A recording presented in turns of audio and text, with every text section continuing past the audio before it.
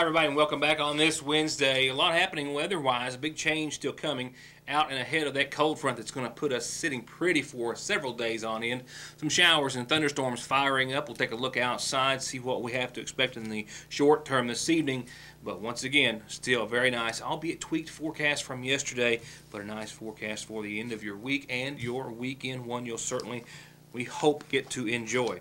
Headlines tonight include the latest update from the Mountain Parkway expansion project, which indicates everything is going well ahead of schedule. However, some business and property owners are not seeing the progress on their end, so to speak. We'll hear from one of them and talk about some others.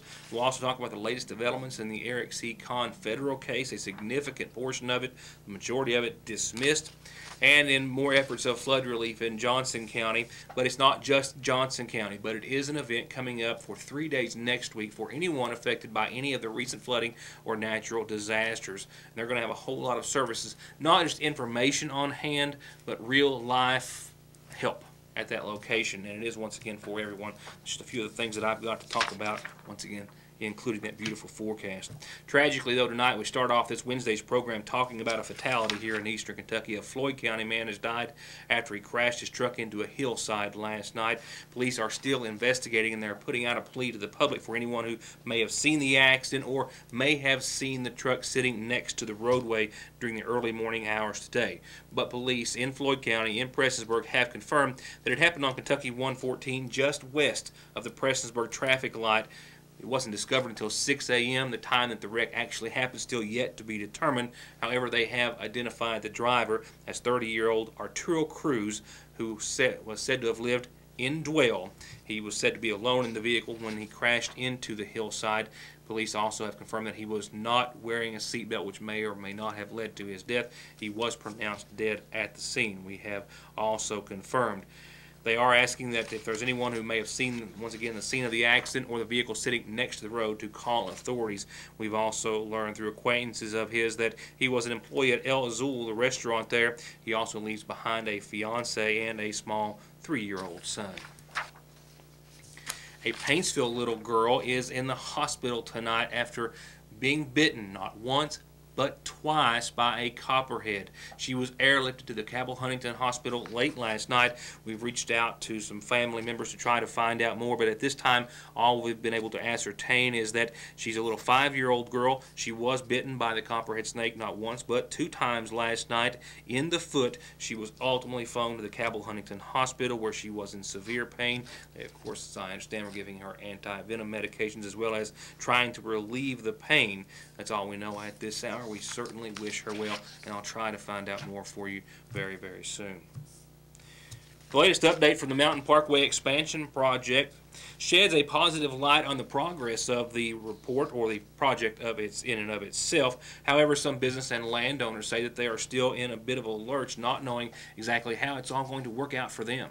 This report released by officials with the Mountain Parkway expansion project, they note that the first extension of the Mountain Parkway in more than 50 years is set to begin next year with the reconstruction of what will be, they say, a wider, safer restaurant row here in Sagersville. While they note that visible road work is underway to the west of Sagersville in a couple of different areas, this is the first extension of the parkway, and teams have been busy finalizing construction plans, land acquisitions, and utility relocation efforts to prepare for a start on this project sometime slated for next summer. They also say as a result of careful coordination among transportation officials, local leaders, and business and property owners, the major improvements will allow local access to the community's economic corridor throughout the construction process. Project manager Marshall Carrier front row segment is moving forward well ahead of schedule, mostly as a result of the $24 million in federal funds through a Tiger grant that was secured last year through the combined efforts of the governor and U.S. Representative Hal Rogers and a host of other leaders from around the region. He also states that by listening to local concerns and employing innovative designs, the project team has balanced the need to keep pass-through traffic moving and local commerce flowing as they widen and extend the Mountain Parkway. It's a 2.4-mile segment that will extend the Mountain Parkway from where it, of course, ends to Route 114. The current stretch of roadway through Restaurant Row is deemed a bottleneck with more than 80 entrances for restaurants, stores, medical offices, and various properties and residences. Project team managers have participated, they say, in more than 200 meetings with business and property owners over the last year to create and revise plans for the roadway. Carrier noted that there is a timeline in place that construction along Restaurant Row must start next year to allow the state to access that Tiger funding, which came with a timestamp, if you will. The money has to be used or put into place within a significant amount of time. Since the planning stage began, there have been a great many revisions to the proposed acquisition and expansion of the Parkway and Restaurant Row. One example I've outlined here. This arrow indicates the frontage of the First Commonwealth Bank. The drive-through originally slated to be acquired by the state, thus maybe forcing them to lose their entire building and business and have to relocate. Since then, here's a further revision that gave an access road to the area from the main parkway to the bypass road, and then today's most recent version of the map of this specific area shows yet a further revision. The red arrow here in this latest map that I saw today in the Mountain Parkway Expansion Office indicates they've now placed that access road on a bit of a slant to the right. As you see, it appears as though this revision will allow McDonald's to keep their parking in the rear. It also looks as though the banking institution is no longer affected to as much of a degree as it was, allowing the drive-through and much of its parking to remain intact. But not all business and or property owners that I have spoken to today and in previous days and weeks are satisfied at this point, including one who says he stands to lose as much, if not more, than most or anyone else. For example, Don Reisner of Don's Super Lube, one of several business and or property owners that I've spoken to as of late, he says that he knew early on that the expansion project was going to take his entire property and thus his livelihood, a portion of the project which will run directly through the middle of where his business sits today. Reisner says representatives of the land acquisition process say that it's their understanding that the whole project is to be settled and done. That means the acquisition of all properties and those properties to basically be torn down in the areas where they are to be by the month of February next year. But he's no closer to working out an agreement with the state at this point, and that's the same position that we learned from other landowners.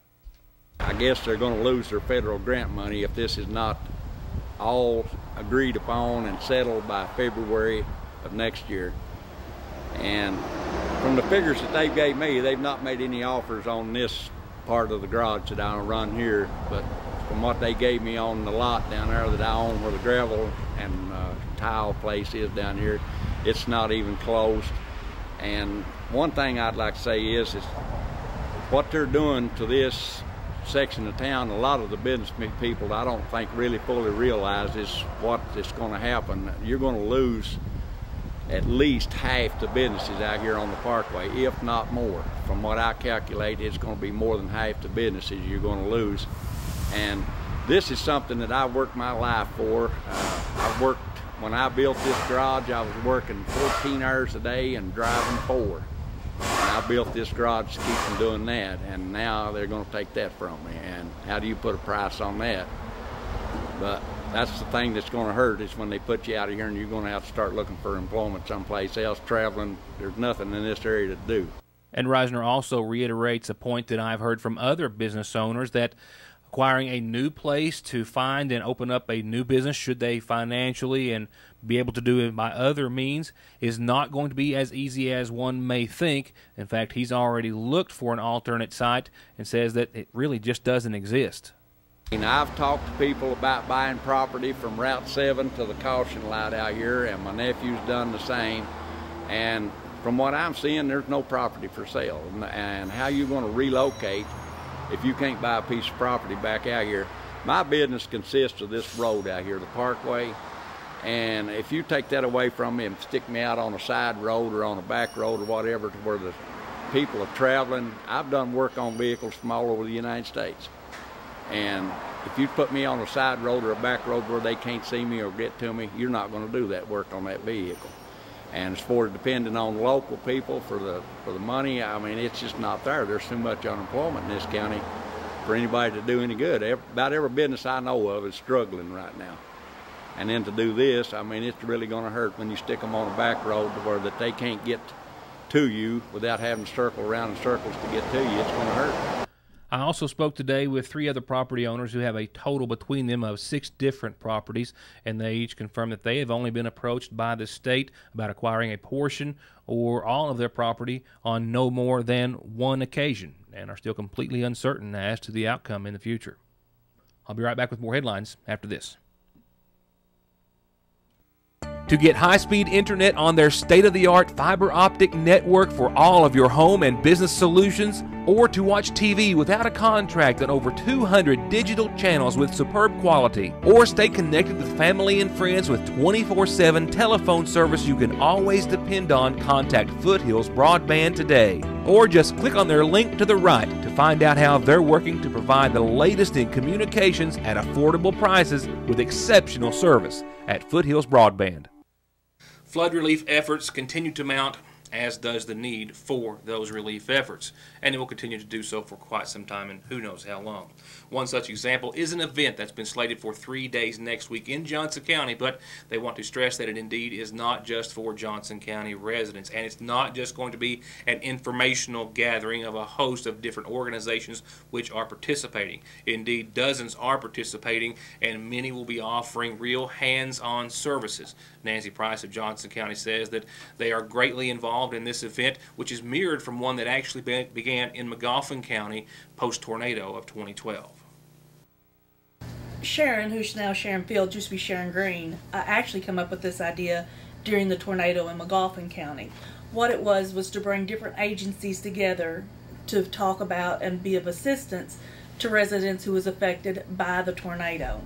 We also did that in Morgan County, but since those two disasters, Jim Garrett has taken it to another level, and this is probably the first time it's ever been done on the level it's being done on.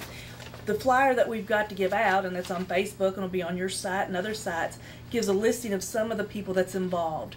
We have Kentucky Housing coming, we have Kentucky Insurance, we have CAP, which is Christian Appalachian Project, Long-Term Recovery. Some people say, is this just for Johnson County? No, it's for any county, because we'll have state and federal officials, like Vital Statistics will be there, helping people fill out for birth certificates. Many people have been affected by several disasters since January, not just the flood that hit Flat Gap. Of course, that is our primary audience because they lost everything. 8 miles was completely wiped out. But with this wide spread amount of agencies, from Social Security office on, we want everyone to know that this is for them to come and attend. This multi-agency resource and recovery center event is going to be in the Johnson County Library, but as Price was suggesting and wanted to emphasize, it is to reach anyone, whether it be the severity of the victims in Flat Gap and Route 172 in Johnson County, or anyone in Magoffin or other surrounding counties who have experienced losses due to the flooding and natural disaster situations as of late.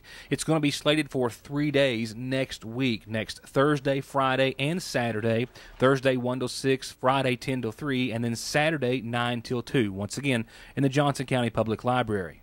They're not just going to be giving you out information, they're also going to be helping you fill out forms. USDA will be there. A lot of farmers lost all their crops, not just from this flood, possibly from other floods. So if they lost all their crops and they need to apply for help with that, USDA will be there. So we've got a lot of people, a lot of information that's going to be there for everybody. And we just want the people in any county, Johnson, Magoffin, Martin, wherever, to know that this is being put together, maybe in Johnson County, primarily for that group that just lost everything, but encompasses all residents that have been affected this year by any natural disaster. Among services on hand will be local, state, and federal agencies who will be there to assist and answer questions in regards to getting replacements for lost documents. A lot of flooding victims, especially in Johnson County, got out with nothing but the clothes on their back. Driver's licenses, deeds, social security numbers, birth certificates, and more. And for more information about that, you can contact Jim Garrett at 502-607-5742, or be there, of course, those 3 days next week in the Johnson County Public Library. A couple of quick reminders on tonight's community calendar brought to you by Magoffin Farm Bureau. An informational meeting is still set for tomorrow. It's on the 4th floor of the First Commonwealth Bank over in Prestonsburg. It's at 5:30 tomorrow. It's for anyone in the viewing area who would like to find out more about becoming a foster or adoptive parent for the Cabinet for Health and Family Services. And the night fishing tournament sponsored by the Sayersville Fire Department is this Friday. Starts at 7 o'clock Friday night, goes through 1 a.m. $1,000 payout is guaranteed. It's $100 per boat to enter. They'll have a big fish pot as well. Call Fire Chief Paul Howard at 349-3256 if you've got any questions.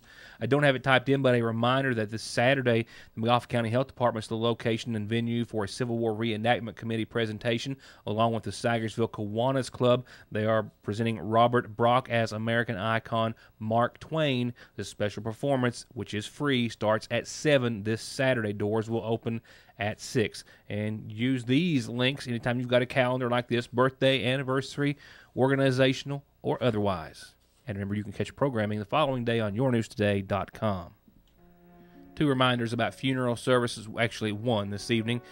It in honor of 63-year-old Eddie Joe Caldwell, senior of Dodson Branch Road, who passed away on the 26th, survived by his wife Evelyn Jane Sloan Caldwell and sons Richard Lee, Eddie Joe Jr., and Ernest Caldwell, and daughters Kathy May Caldwell, Rita Mae Howard, and Leanna Sexton. Visitation continues this evening and up until services set for tomorrow morning at 11, all from the McGoffin County Funeral Home Chapel.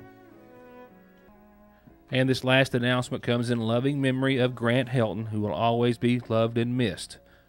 Love Mom, Dad, Alice, Jamie, Amanda, and a host of nieces and nephews.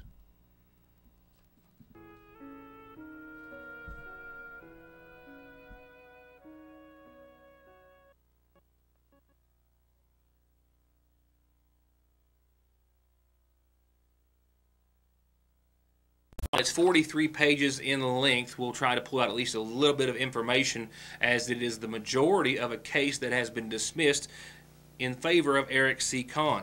Now, this latest development in the case comes amid the third suicide which has been reported in the Eric C. Kahn and Social Security Administration case. A Johnston County man whose name has not been released at this time by authorities there was said to have passed away after taking his own life. The widow of this unidentified individual reports that she is blaming directly the Social Security Administration letter that notified she and her husband of benefits that were to be taken and or the fear of losing them.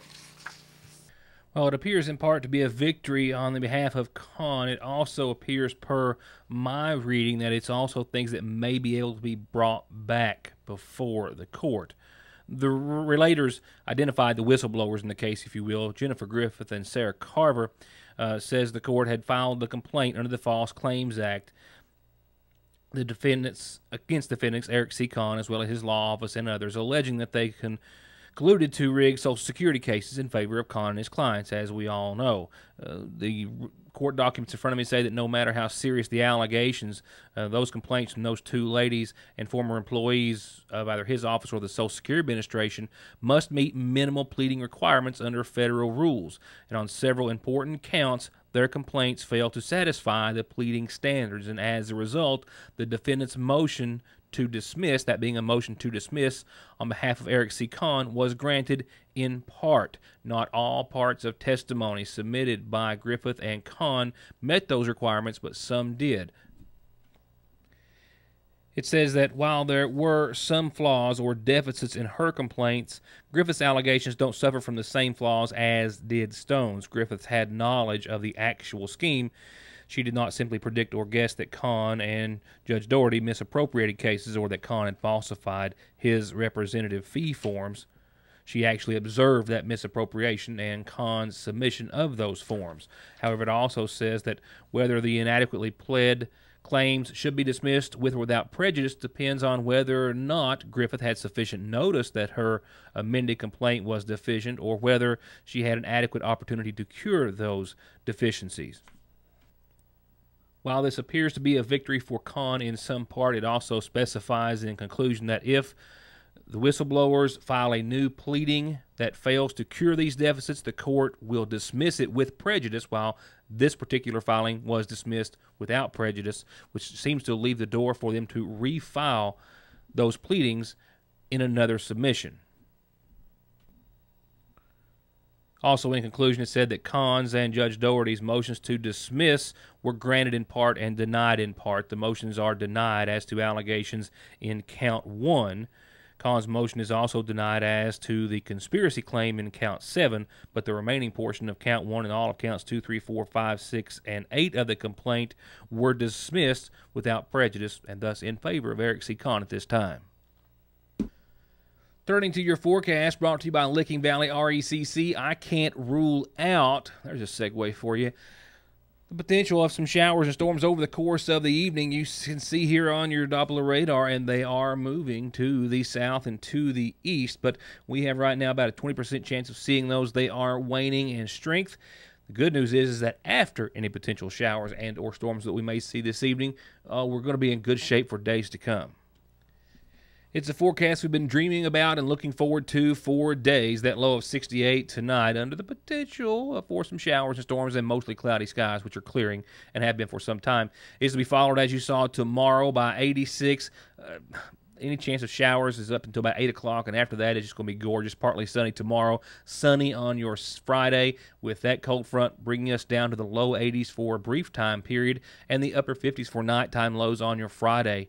Just a beautiful, beautiful Friday, the end of your work week. Saturday, 84, 64, a little fog at the onset, but still sunny and nice and comfortable. Humidity levels will be comfortable as well. Mostly clear skies. And for the last half of your weekend, more clear sunshine, filled skies above, low to possibly mid-80s on Sunday. I think we'll actually see right at 85. Otherwise sunny, mostly clear late, and some perfect conditions from start to finish for your entire weekend, start to finish. No complaints here. My first stop in the morning is to be the Johnson County Animal Shelter. Tune in tomorrow night to find out why, as well as other reports that you'll only see here on Your News Today. As always, thank you for being a part of the show.